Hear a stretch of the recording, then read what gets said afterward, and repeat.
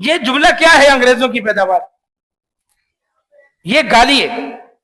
आपने किसी को कहना हो ना, किसी को गाली देनी हो तो आप उसका नाम ले जा तो फलां की पैदावार है।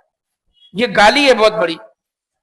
ये इस जमात को नीचा दिखाने के लिए, खत्म करने के लिए और हक का रास्ता रोकने के लिए क्या क्या नहीं किया इन लोगों ने। अंग्रेजों की पैदावार है। क्या मतलब अंग्रेजों की पैदावार? क्या इससे पहले हदीस नहीं थे?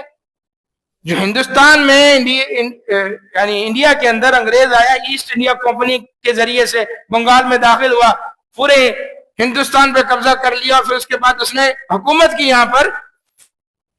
तो क्या हिंदुस्तान में अंग्रेज की आमद से पहले हिंदुस्तान के अंदर अहलुल हदीस नहीं थे?